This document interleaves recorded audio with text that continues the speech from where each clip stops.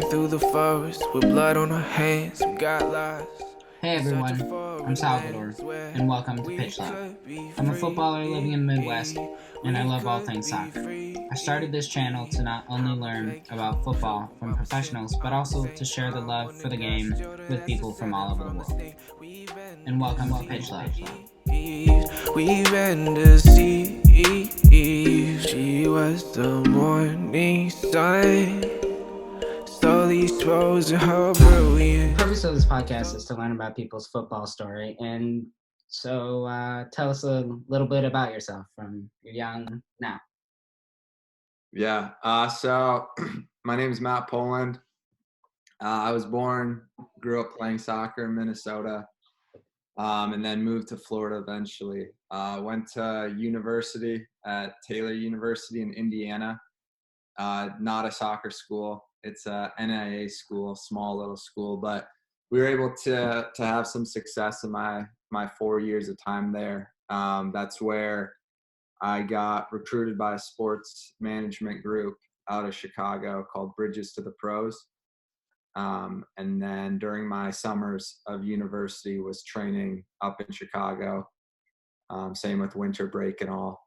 Was that And then what? Was that a PDL team or like something like that? No, so it's they don't play in a league. They train for the summer and then they go for a month over to Europe and play against pro teams in different countries.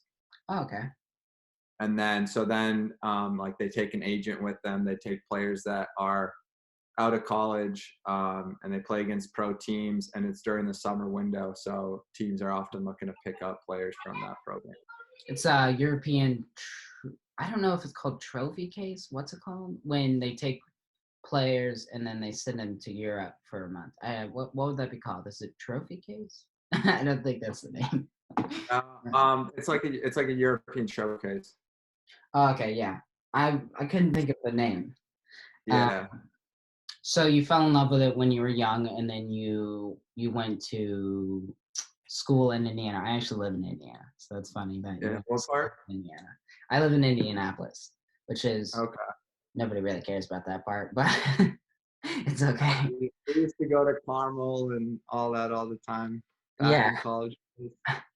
I can't believe you went to Indiana and that's how you went professional from there. I never would even think that anybody would have had that happen. Yeah. Yeah. No, it's not common. I was the only player that graduated from there to do that. So Jeez. So you definitely beat all the odds. I beat the odds on it. Yeah, no Didn't joke. go the normal way. Yeah, that's true. So when did you first fall in love with soccer? Would you say so?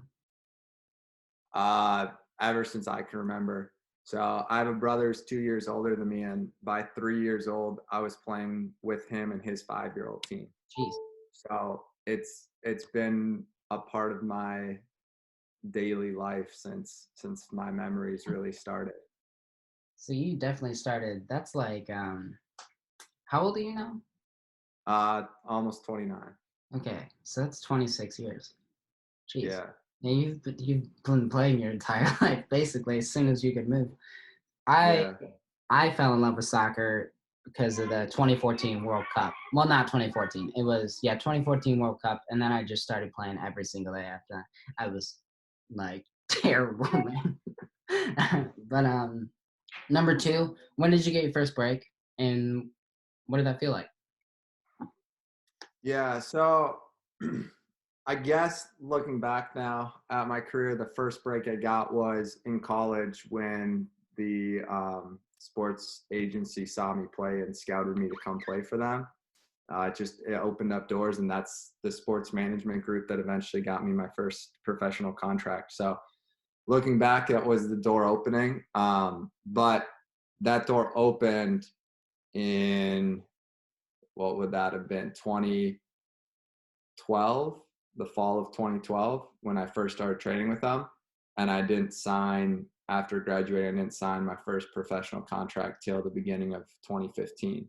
So the door opened, but in that it took 3 years until that opportunity came to fruition because of finishing school and everything. So it's not like it was like opened, and then that day I'm like, oh my goodness, there it is. It was a very, like a grind to get to it. Can you sign a professional contract when you're playing for the school team? Was that No, you're going to? no, you're not allowed to because of like the protection from the sports of taking scholarship money. You can't be a paid player. Really? I didn't know that. Yeah. So technically, like if you were a paid player and then try to go back to play university, you wouldn't be allowed to because you've already taken money as an athlete. Huh. I did not know that. That makes sense. So my third question is, if you could go back, knowing what you know now, because now you've been a professional soccer player, and tell yourself, your younger self, something, what would you say, and what did you learn, basically?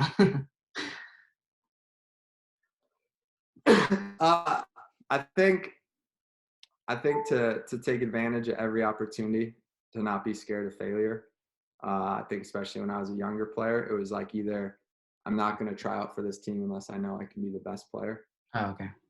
Type of thing. And like I don't want to try out for a team and not make it, because that would, in my mind at that time, it would tell me I was a failure. And so I think I might have missed opportunities and chances to be in good situations just because of that fear of failure. Yeah. And then the other part is more on this specific to soccer aspect, is to spend as much time as possible with the ball. Yeah. I was a center back in my career, and growing up, I didn't have coaches that demanded it. Back then, the style of playing for a center back was win the ball and just kick it away. So that it took a lot more work and a lot harder at an older age to try to learn to actually keep possession when you win the ball and not just boot it down the field. So pass out the back. So working on that technical ability at a younger age would have been beneficial. More time on the ball, right? Yeah, always more time on the ball. So what would you say? You're a manager right now, right? Yeah. Okay. How do I pronounce it? I forget the team, how you pronounce it. It was Sporting Christina. Sporting Christine, is that what you said? Christina, yeah. Christina. That's what I figured it was, but then I was like, maybe in Finland they call it something different. Yeah. I didn't know how to pronounce it. So you're a manager right now, right? And what would you say the difference between being a manager and a pro soccer player is? So two biggest things is, as a player, you're only cared about, you can only affect your own play. So that's what you worry and care about the most. And in regards to like team tactics, team style, where you play on the field, you think, well, where do I play best? That's where I should play on the field. A manager has to think what's good for the entire team, not just where you play best, but where do we need you to play for the team to be the best. Oh, yeah. And sometimes that position is different, right? Because if you have a player who's really good as an attacking mid, and you don't have, and he's a pretty good defensive mid, and then you don't have anyone else to play defensive mid, maybe you play him as a defensive mid, even though his best position is attacking mid, because you just need somebody in that position. So that's a struggle, because players in general think mostly about themselves and and they have to, it's their career and their career short. But as a manager, you're thinking more so the entire team. And then the other thing is, as a player, you go out on the field and you realize that what you do in the next 90 minutes is going to dictate if the team wins or loses. Yeah. But then as a manager, like obviously you can change some tactical things, you can do some things, but a lot more of what you're doing is implementing ideas into their minds during training sessions. And it's up to them if they do it or not in the game at times, because sometimes they do something that you've never trained and it turns out amazing, and the newspaper's like, oh, coach's tactics are so great. And you're like, yeah, I didn't tell him to do that. He just saw it and, was creative enough to do it himself. Other times they do something that you didn't want them to do. Yeah. And then, the newspaper's going, oh, why are they playing that way? Well, you can't be like, oh, I didn't tell my player to do that, because then it's like, oh, does the manager not have control of his team? So there's just some fun things with that's different than when you're a player. So definitely the criticism from the media is the big problem. Yeah, and you're not even on the field to affect it, right? Yeah, I know.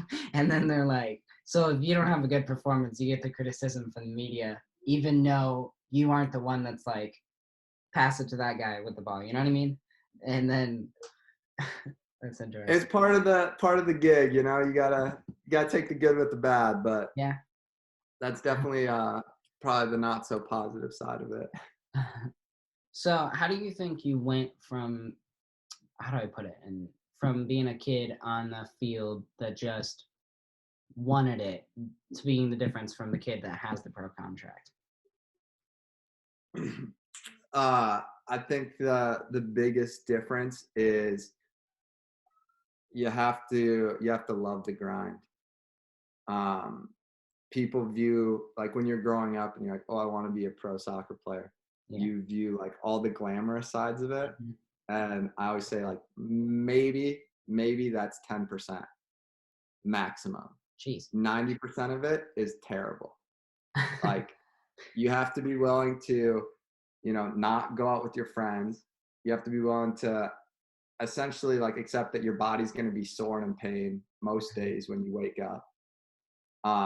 You have to be willing to just put in time on things that are so boring, but you have to just keep working at it, because the fundamentals, and the higher you can succeed at a percentage in fundamentals, is what gives you success, right? Everyone looks at, oh, Messi did this, or Ronaldo did this trick. Yeah, they did that one trick, but watch them throughout a 90-minute game. Yeah, More times when they get the ball, it's simple: receive the ball, pass the ball, move. So that was, I think, the biggest thing for me that separated it. I wasn't necessarily better than guys who didn't make it, but I was willing to go and just continue day after day after day, keep working at the same boring thing without, you know, losing my motivation. Yeah, you're willing to put your head down and say, I'm going to do this one way or another.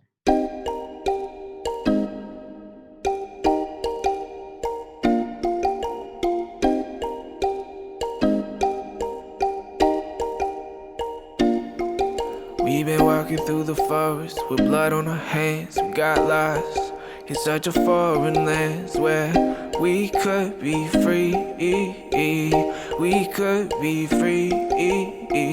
I'm a pagan, I'm a pilgrim, I'm a sinner, I'm a saint. I'm one of God's children that's descended from the snake. We've been deceived, we've been deceived. She was the morning sun, slowly exposed to her brilliance, slowly exposed to her brilliance.